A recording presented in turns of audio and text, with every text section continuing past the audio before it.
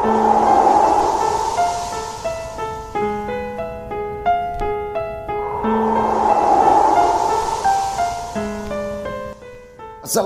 warahmatullahi wabarakatuh. Selamat malam semuanya teman-teman. Selamat datang kembali di channel kesayangan kita, channel Ilo Extreme. Dan dimanapun teman-teman berada, semoga teman-teman selalu dalam keadaan sehat walafiat tanpa kekurangan satu apapun. Amin amin ya robbal alamin. Pada kesempatan yang baik ini, kita akan membawakan satu kisah yang merupakan kiriman dari salah satu subscriber kita asal Pontianak, Kalimantan Barat, Bang Ahmad. Wow, kisahnya keren banget dan asli misterinya dapat banget di sini. Sebelum kita masuk ke dalam kisahnya, kami ingin mengucapkan terima kasih kepada seluruh teman-teman yang sudah selalu setia mendukung channel kami, yang sudah selalu hadir di setiap harinya. Karena kehadiran teman-temanlah kami selalu bersemangat berkarya di setiap harinya. Dan gak pakai lama-lama lagi, gak usah berbahasa-basi lagi deh, langsung aja kita masuk ke dalam kisahnya. Mode horor. Tepuk buku ternyata Kuyang.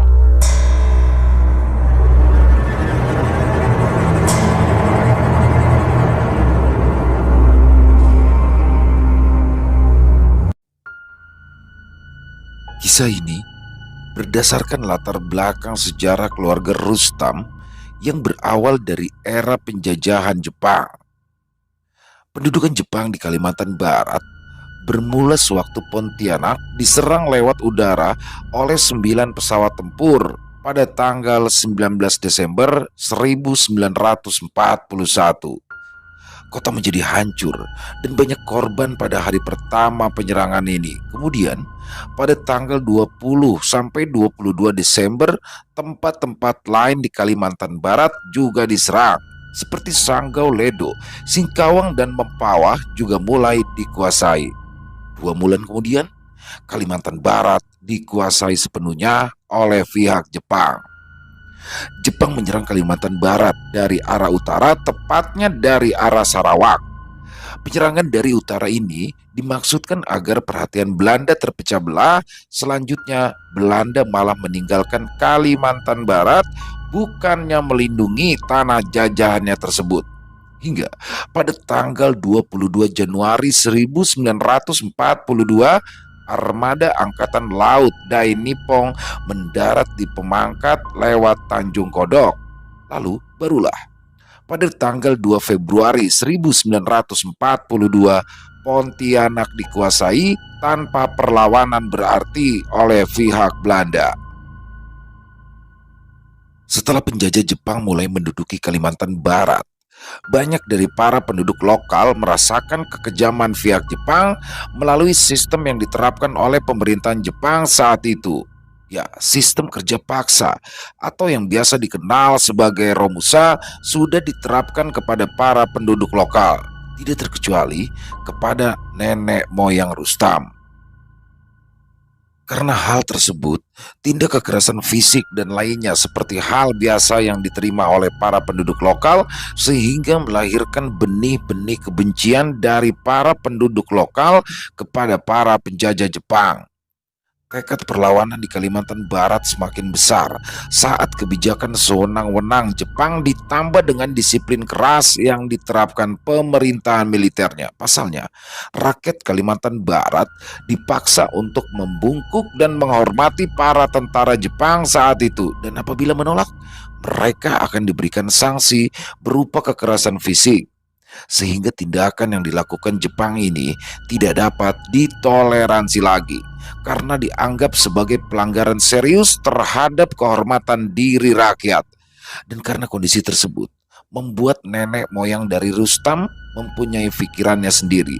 Ya, nenek moyang Rustam akhirnya terpaksa melakukan perjanjian dengan bangsa Jin dengan tujuan untuk memperoleh kekuatan dan melakukan perlawanan, dan juga akan membantu para pejuang untuk meraih kemerdekaan. Hingga akhirnya Indonesia pun memperoleh kemerdekaannya. Akan tetapi, di balik semua kegembiraan tersebut, terdapat rahasia kelam keluarga nenek buyut Rustam yang masih tersimpan dengan rapat. Ya, perjanjian tersebut ternyata masih berlaku. Setelah berpuluh-puluh tahun berlalu, keturunan dari nenek buyut Rustam hidup seperti kebanyakan orang. Hidup mereka nampak dijalani dengan normal-normal saja. Begitu juga dengan Nini. Ya, dirinya merupakan cucu dari kakaknya nenek Rustam dari jalur sang ibu. Dengan kata lain, Nini merupakan sepupu jauh dari Rustam. Mereka mempunyai nenek buyut yang sama. Semenjak lepas dari bangku SMA, Nini sudah merantau dan hidup mandiri karena kedua orang tuanya telah tiada. Namun, Nini berhasil menjadi orang yang sukses. Malahan dirinya merupakan salah satu orang tersukses di keluarga besar Rustam. Bahkan setiap bulannya, Nini selalu berpindah tempat kerja. Sudah banyak kota-kota besar menjadi tempat tinggalnya, tak jarang dirinya juga suka melakukan liburan ke berbagai tempat di Kalimantan. Dan itu semua bisa dilihat dari setiap postingan sosial media yang Nini miliki. Tapi semua itu hanya dinikmatinya seorang diri. Karena hingga saat ini Nini tak kunjung mendapatkan pasangan. Ternyata kehidupan Nini terpantau oleh Rustam, sepupu jauhnya itu. Mendapati hal tersebut, Rustam pun sempat bertanya kepada ibunya. "Bu, enak ya hidupnya Nini?" "Enak bagaimana?" tanya sang ibu. "Ya enak bu, hampir setiap bulan Nini liburan terus," ungkap Rustam. "Loh, Nini itu memang kerja. Dia itu sering pindah-pindah kerjaan. Ya makanya dia suka pergi kemana-mana," jelas sang ibu. "Iya bu, tapi dia sebenarnya kerjanya itu apa ibu? Enak soalnya," sahut Rustam. "Ya kalau kerjaan ini sih ibu sendiri tidak tahu. Kamu tanya saja sendiri, kan kamu ada nomor teleponnya. Memangnya kenapa sih kamu tanya-tanya soal Nini?" Tanya balik sang ibu penasaran. "Ya mungkin aja bu, mungkin ya Rustam bisa ikut kerja sama Nini. Kan Rustam juga sedang tidak ada kerjaan," ungkap Rustam sedikit malu. Sebenarnya, walaupun Nini merupakan sepupu jauh, namun komunikasi mereka masih terjaga hingga Rustam sudah menganggapnya seperti kakaknya sendiri. Akhirnya, Rustam pun memberanikan diri menghubungi Nini melalui pesan WhatsApp. "Assalamualaikum Kak Nini, gimana kabarnya? Mudah-mudahan sehat selalu ya," tulis Rustam berbahasa basi. Nampaknya pesan Rustam tersebut tidak langsung dibalas oleh Nini, sehingga hal tersebut sedikit membuat Rustam bertanya-tanya. "Oh, kok pesanku belum dibaca juga ya? Apa mungkin dia sibuk?" batin Rustam. Hingga 2 jam kemudian barulah Nini membalas pesan Rustam. "Hai Rustam, alhamdulillah Nini sehat.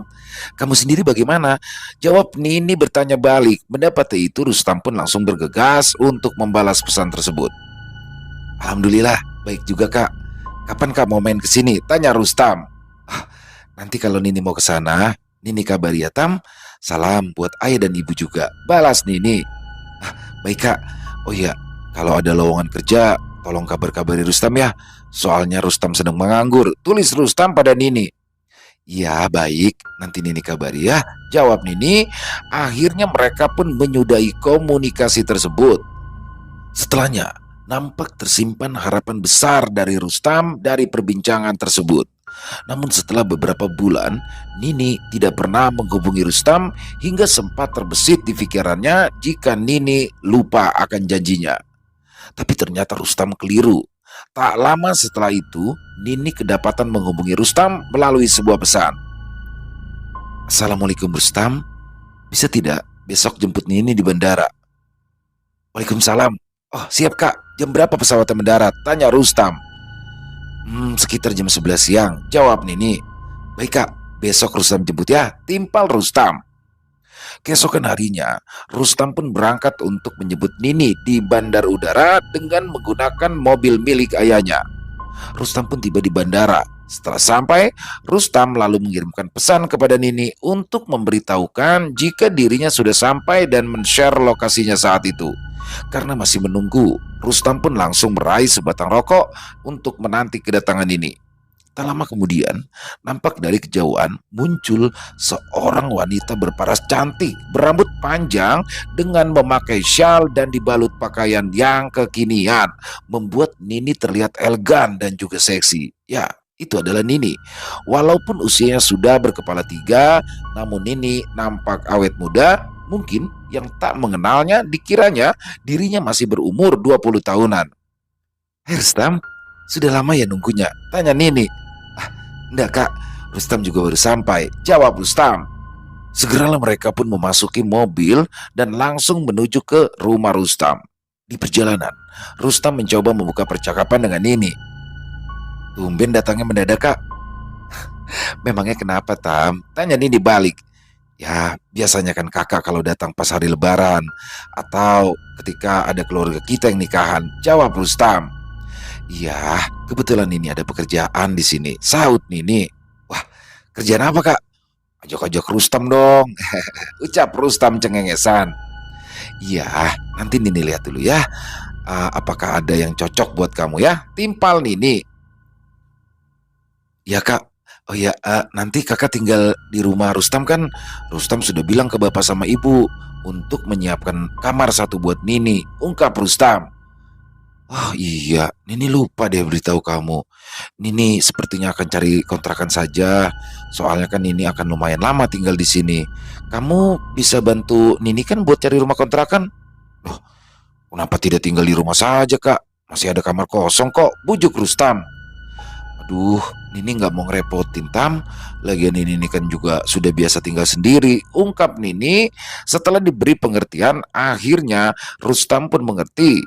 Setelah sampai di rumah Rustam, Nini disambut hangat oleh keluarga Rustam. Ya, wajar saja karena memang Nini sangat jarang sekali berkunjung ke rumah Rustam akibat segala kesibukannya.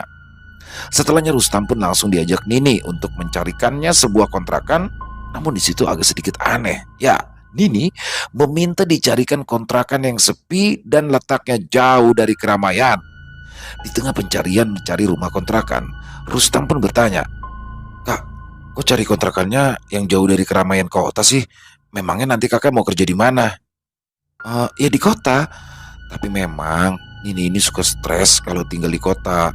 Makanya sengaja Nini cari rumah kontrakan yang agak pelosok biar santai dan damai," jawab Nini. "Ya, apa nantinya nggak jauh dari tempat kerja?" tanya Rustam lagi. "Tidak apa-apa, kan nanti ada kamu yang siap antar jemput Nini. Nanti Nini kasih gaji, sekalian biaya sewa mobilnya ya," ungkap Nini. Mendengar ucapan itu, Rustam pun nampak sumringah. Ya, kini yang ada di kepalanya adalah dia sudah mendapati sebuah pekerjaan. Setelah berputar-putar, akhirnya mereka pun mendapat sebuah rumah kontrakan yang sesuai dengan kemauan ini. Nampak rumah tersebut terletak di sebuah dusun yang lumayan jauh dari pemukiman. Setelah ditelusuri pemiliknya, akhirnya mereka pun menyampaikan niatannya untuk mengontrak rumah tersebut. Saat itu mereka pun diterima langsung oleh ibu sang pemilik kontrakan. Kebetulan sang pemilik kontrakan bertempat tinggal tak jauh dari rumah kontrakan tersebut. Setelah bertemu, Nini pun langsung berkata, "Selamat sore Bu, perkenalkan nama saya Nini dan ini sepupu saya Rustam. Oh iya, maaf mengganggu. Kedatangan saya ke sini berniat mau mengontrak rumah ibu yang ada di ujung sana." "Oh, begitu ya. Tahu dari mana rumah saya mau dikontrakan? Soalnya aslinya nggak pasang-pasang pelang apa-apa ya," ucap sang ibu pemilik kontrakan itu bertanya kepada Nini. "Oh, kami tahu dari penjual warung di depan itu Bu. Katanya rumah ibu itu kosong. Makanya saya berniat mau mengontraknya," jawab Nini. "Ya, sebenarnya banyak yang harus diperbaiki. Saya ndak enak kalau adik mau menyewanya saat ini." "Ah, nggak apa-apa Bu, nggak apa-apa. Biar nanti saya yang akan perbaiki." "Oh ya Rustam, kamu bisa nggak perbaiki rumah?" ucap Nini sambil memalingkan wajahnya bertanya kepada Rustam. "Oh, bisa Kak, bisa. Tadi kalau Rustam lihat-lihat itu cuma atap yang di depan saja sih sepertinya yang harus diperbaiki, sama halamannya harus dibersihkan. Tapi untuk bagian dalamnya Rustam tidak tahu bocor atau tidaknya," jawab Rustam. Mendengar hal itu, sang ibu pemilik kontrakan pun langsung merespon. "Oh, kalau di dalamnya sih aman dek. Ibu sudah periksa kok. Tapi kapan ya kira-kira adik-adik mau isi rumah itu?" Kalau bisa malam ini ya Bu. Kebetulan saya dari luar kota jadi mau langsung istirahat," ungkap Nini. "Oh kebetulan memang dalamnya sih sudah bersih. Karena memang setiap 2 hari sekali bapaknya bersih-bersih di rumah itu. Di situ juga sudah ada kasur dan segala perabotan lainnya yang masih bisa dipakai," ungkap sang ibu pemilik kontrakan. "Wah, Alhamdulillah, berarti rezeki ya Bu. Baiklah, kalau begitu saya langsung bayar saja untuk sewanya ya Bu. Ucap Nini bersemangat. Di situ, sebenarnya sang pemilik kontrakan agak keberatan karena memang keadaan rumah yang masih harus diperbaiki. Akan tetapi, karena mendesak, Nini memaksa untuk segera masuk dan akan memperbaiki rumah kontrakan tersebut sendiri. Setelah selesai mengurus pembayaran sewa rumah kontrakan, Nini beserta Rustam pun langsung menuju ke rumah tersebut. Setelah selesai membantu membereskan barang-barang Nini, Rustam pun segera pamit pada Nini. Kak, Rustam pamit ya. Tapi kakak yakin nih mau langsung tidur di sini sendirian? Apa tidak takut kak? Kelihatannya sekitaran sini sepi deh.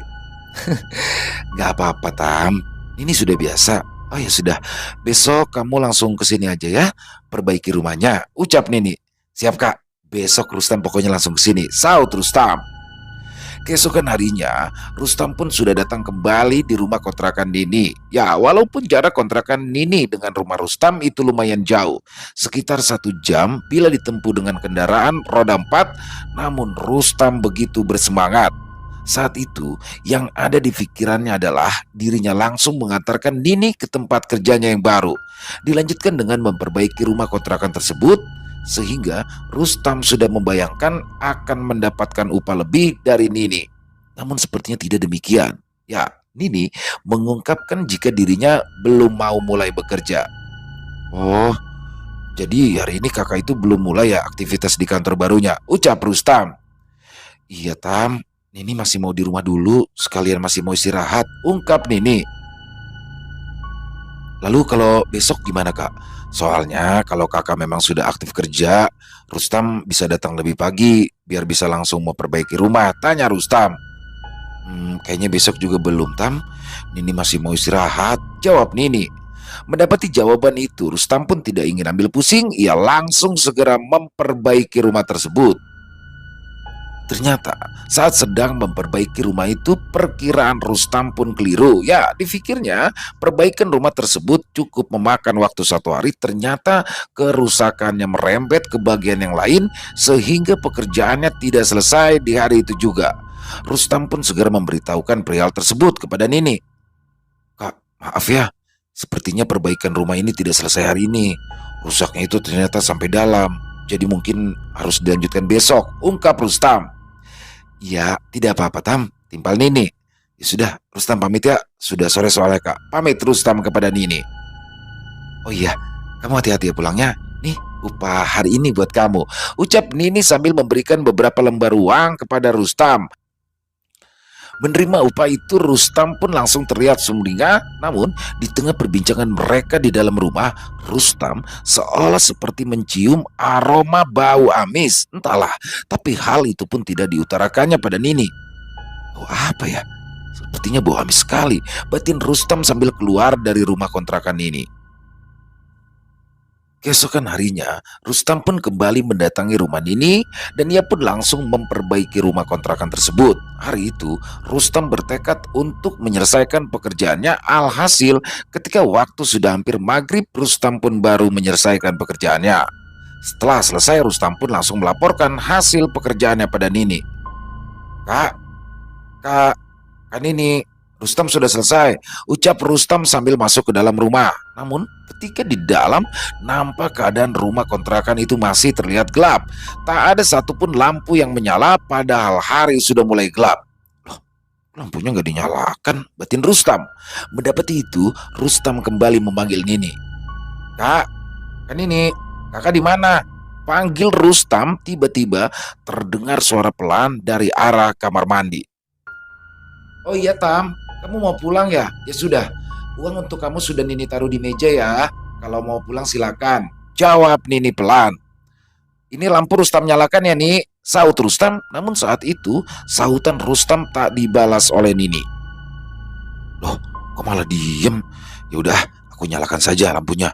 Lagian gak enak kakak juga lagi di kamar mandi, batin Rustam sambil menyalakan semua saklar lampu dan langsung keluar rumah untuk pulang. Dalam perjalanan, Rustam baru teringat akan sesuatu. Oh iya, besok gimana ya? Apakah Nini sudah mulai kerja atau belum ya? Batin Rustam bertanya dalam hati. Sesampainya di rumah, Rustam pun langsung mengirimkan pesan kepada Nini untuk menanyakan rencana esok hari. Namun, saat itu pesan Rustam tak langsung dibalas oleh Nini. Keesokan harinya, saat Rustam sudah bangun dan selesai menunaikan ibadah sholat subuh, Nini masih belum menjawab pesannya. Mungkin belum bangun batinnya. Akan tetapi hingga sore hari, Nini juga masih belum membalas pesannya, dan ketika sudah malam barulah Nini menjawab pesan dari Rustam tersebut. Di situ, Nini meminta untuk diantarkan karena dirinya sudah mulai aktif di tempat kerjanya yang baru besok. Pagi-pagi sekali, Rustam pun sudah nampak berada di depan rumah kontrakan Nini. Nampak pintu rumahnya masih tertutup rapat, namun ketika Rustam selesai memarkir dan turun dari mobilnya, ia seperti melihat setetes noda berwarna merah pada lantai garasi di rumah kontrakan tersebut. Apa nih? Kok kayak noda darah deh, batin Rustam. Namun karena bercak yang tak begitu banyak, Rustam berpikiran jika itu hanyalah mungkin darah dari binatang yang lewat. Talah, dirinya pun tak mau ambil pusing karena hari itu adalah hari pertama dirinya mengantarkan Nini berangkat untuk bekerja. Rustam nampak antusias ingin segera melihat kantor baru dari sepupunya tersebut. Siapa tahu dirinya pun juga bisa bekerja di kantor tersebut. Setelah semuanya siap untuk berangkat, mereka pun segera meluncur ke kantor baru tempat Nini mulai bekerja. Di situ, Rustam mulai banyak bertanya-tanya. Rasanya gimana, Kak? Hari pertama bekerja di tempat yang baru. Biasa aja, Tam. Kan memang Nini sering pindah-pindah kerjaan, jawab Nini. Enak ya, Kak. Kakak sudah sering pindah-pindah kantor. Pastinya yang sekarang gajinya itu lebih besar ya, Kak? Tanya Rustam lagi penasaran. Ya, lumayan lah, jawab Nini singkat. Memangnya kakak ini di bagian apa sih? Bagian konsultan, jawab Nini singkat. Konsultan apa ya, Kak? Tanya Rustam makin penasaran. Konsultan pemasaran.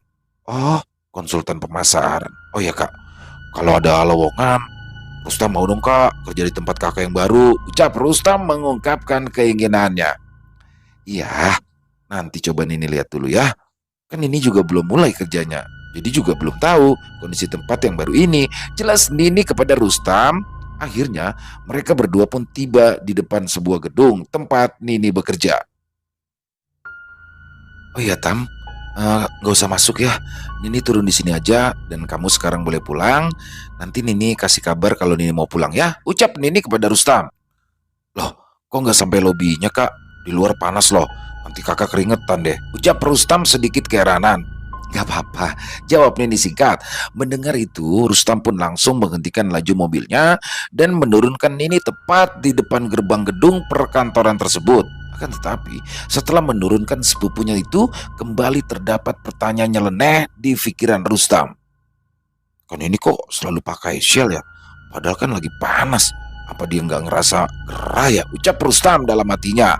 Wajar saja Rustam berpikiran seperti demikian, karena walaupun berada di rumah, Nini, sang sepupu selalu saja mengenakan syal, walaupun dengan model yang berbeda-beda. Entahlah. Saat keesokan harinya, Rustam pun kembali mengantar dan menjemput Nini di tempatnya bekerja. Sampai pada suatu ketika, setelah beberapa minggu berjalan, kala itu Rustam selesai mengantarkan Nini pulang ke rumah kontrakannya. Saat itu, waktu sudah mendekati sholat maghrib, Rustam pun berniat mampir pada sebuah musola yang berada satu kampung dengan rumah kontrakan Nini. Setelah selesai sholat, dirinya pun nampak duduk sekedar untuk melonggarkan otot-ototnya sesaat beristirahat. Di situ Rustam tidak sengaja mendengar pembicaraan bapak-bapak jemaah musola yang nampaknya sedang terjadi obrolan serius. Dari pembicaraan yang dengarnya, ternyata kampung tersebut kini sedang diteror oleh hantu kuyang. Ya, ternyata beberapa penduduk sudah melihat penampakan dari hantu tersebut, sehingga hal itu menjadi berita gempar di masyarakat sekitar. Di tengah lamunannya, tiba-tiba saja bahu Rustam ada yang menepuk. Assalamualaikum. Lagi santai, Dek, tegur seorang bapak-bapak yang merupakan salah satu jemaah dari musola tersebut. Waalaikumsalam. Iya, Pak, kebetulan saya istirahat sebentar, ucap Rustam menjawab salam dari bapak-bapak tersebut. Sepertinya adik ini bukan warga sini ya. Saya kok baru lihat, tanya sang bapak. Iya, Pak, betul. Saya tadi numpang sholat di sini karena waktu sudah maghrib. Kebetulan saya dari desa seberang, ucap Rustam sambil memberitahukan letak rumahnya. Alhamdulillah, ya dek. Wah, berarti rumah kamu itu lumayan jauh dari sini, timpal sang bapak. Iya pak, betul. Tapi alhamdulillah saya bawa kendaraan, jadi kalau ke sini tidak terlalu berat perjalanannya. Hmm, berarti ade sering ke sini. Apa punya kebun di sini? Tanya sang bapak penasaran. Oh, tidak pak, tidak. Kebetulan saya antar jemput sepupu saya yang kerja di kota. Dia kebetulan mengontrak di rumah yang ada di ujung desa ini, ungkap Rustam. Oh iya, rumah yang cat putih itu ya, yang ada garasi di depannya. Tanya sang bapak kembali. Betul pak, jawab Rustam singkat. Oh, saya pikir rumah itu masih kosong. Soalnya kalau malam kok nampaknya gelap sekali ya, ungkap sang bapak. Mendengar pertanyaan itu Rustam pun nampak heran. Ya, ia tak bisa berkomentar apa-apa mengenai hal tersebut. Akhirnya, perbincangan itu pun dilanjutkan pada perkenalan Rustam dengan sang bapak. Lalu, setelah beberapa menit kemudian, Rustam pun izin untuk pamit pulang. Keesokan harinya, setelah Rustam selesai menjemput Nini, nampak hari sudah mulai sore ketika mereka tiba di kontrakan ini. Saat itu, Rustam tiba-tiba saja merasakan perutnya yang melilit. Entahlah habis makan apa dirinya sehingga perutnya sakit. Seketika, Rustam pun meminta izin kepada Nini untuk menggunakan kamar mandi. Kak, aku izin mau ke kamar mandi ya, udah kebelet, ucap Rustam yang kemudian dibalas anggukan dari Nini. Setelah selesai, Rustam pun lalu berpamitan untuk pulang sambil menyalakan semua lampu. Dan saat di tengah perjalanan, dirinya pun berniat untuk mampir sholat maghrib di musola yang kemarin sempat ia singgahi. Namun, setelah selesai Rustam baru sadar jika handphonenya tertinggal di rumah kontrakan ini. Wah, handphoneku kemana ya? Aduh, ketinggalan di kamar mandi tadi, batin Rustam. Alhasil Rustam pun segera kembali menuju ke rumah kontrakan ini. Dan setibanya di sana, Rustam pun nampak keheranan. Ya, di situ rumah kontrakan ini terlihat sangat gelap. Padahal Rustam ingat betul jika semua lampu telah ia nyalakan. Tidak hanya sampai di situ, ketika ia ingin mengetuk pintu, pintu tersebut nampak tak rapat dan keadaannya tidak terkunci. Sehingga Rustam pun langsung masuk dan memanggil-manggil nama Nini. Assalamualaikum. Assalamualaikum. Kan ini, panggil Rustam sambil menyalakan kembali semua lampu. Mendapati panggilannya tidak mendapatkan respon, Rustam pun segera menuju ke arah kamar mandi untuk mengambil handphone yang tertinggal. Namun, setelah ia berada di dalam kamar mandi, tiba-tiba saja Rustam langsung tersentak melihat pemandangan yang sangat mengerikan di depan matanya. Astagfirullah, di situ terlihat potongan kepala yang membelakanginya nampak sedang melayang-layang dengan rambut panjangnya yang nampak acak-acakan. Terlihat juga organ tubuhnya yang merupakan usus yang terburai dan menyala kemerahan menggelantung pada kepalanya sambil meneteskan darah yang jatuh ke bawah. Mendapati semua itu, Rustam pun segera membaca doa-doa yang dihafalnya. Seketika sosok kepala itu langsung membalikan pandangannya sambil menatap Rustam dengan tajam. Rustam pun kembali terkejut. Ternyata sosok mengerikan itu adalah Nini dengan mulutnya yang kini nampak komat kamit seolah seperti sedang membaca sebuah mantra. Rustam tidak menyangka jika sepupunya itu kini sudah berubah menjadi sesosok kuyang. Seketika Rustam pun langsung berlari meninggalkan kamar mandi tersebut. Namun sebelum ia sampai di pintu keluar, tiba-tiba saja sosok Nini yang kini sudah berubah menjadi sosok kuyang langsung menghadangnya. Saat itu dengan tatapan yang tajam, mereka pun nampak bertatapan langsung dengan jarak yang sangat dekat. Seketika Nini langsung mengeluarkan suara lengkingan yang sangat memekakan telinga. Rustam pun tak kuasa menahan rasa takut hingga akhirnya membuatnya jatuh pingsan. Tidak terasa, hingga keesokan paginya, Rustam pun baru tersadar dari pingsannya. Saat itu dirinya telah mendapati tengah berbaring di atas sofa. Handphonenya pun yang tertinggal di kamar mandi sudah tergeletak di atas meja yang berada di depannya. Nampak di handphonenya terdapat puluhan panggilan tak terjawab yang berasal dari sang ibu. Rustam pun segera menelpon balik. Namun sebelum Rustam berhasil menghubungi ibunya, tiba-tiba saja terdengar suara dari arah belakang. "Kamu sudah sadar, Tam?" Ya, itu adalah suara Nini. Saat itu terlihat penampilan yang cukup berbeda. Biasanya Nini terlihat cantik dan elegan, namun kali ini wajahnya nampak pucat dan juga terdapat guratan yang melingkar pada lehernya. Ya, mungkin ini adalah alasan mengapa selama ini Nini selalu memakai syal dimanapun ia berada. Mendapat itu, Rustam pun langsung terkejut dan terlihat ketakutan. Sambil beringsut mundur, Rustam pun langsung berteriak, "Cukup kak, cukup, jangan mendekat kak, jangan sakiti aku. Kalau aku mau menyakitimu, pastilah sudah kulakukan semalam. Sekarang kamu jangan takut ya Tam, karena Nini akan menjelaskan semuanya kepada kamu." Jelas Nini mencoba untuk menenangkan Rustam.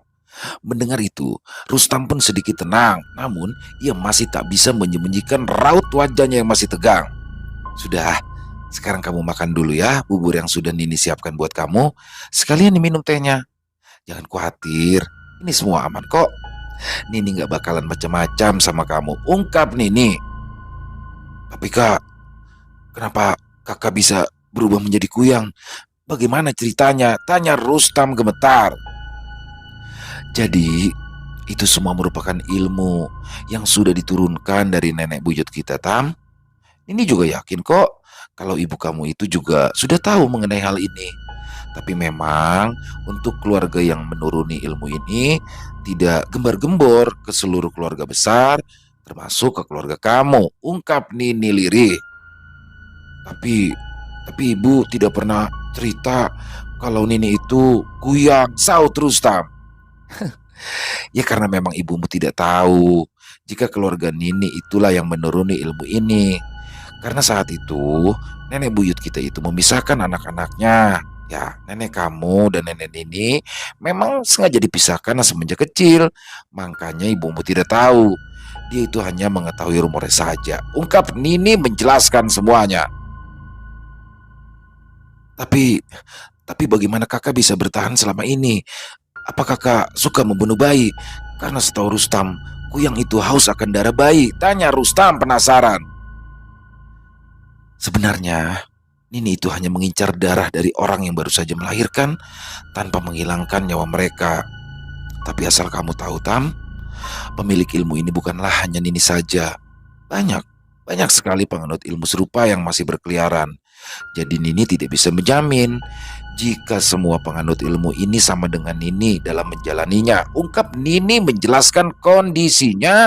Mendengarkan penjelasan Nini itu, Rustam nampak terdiam sambil termenung. Ya, nampaknya dirinya masih tidak menyangka jika sepupu jauhnya itu merupakan penganut ilmu kuyang. Di tengah terdiamnya Rustam, Nini pun kembali berkata, "Sebenarnya Nini ingin menjaga jarak dari keluargamu, Tam. Tapi waktu kamu menghubungi Nini dan kamu bilang butuh pekerjaan, Nini jadi ingin membantumu. Tapi ya, akhirnya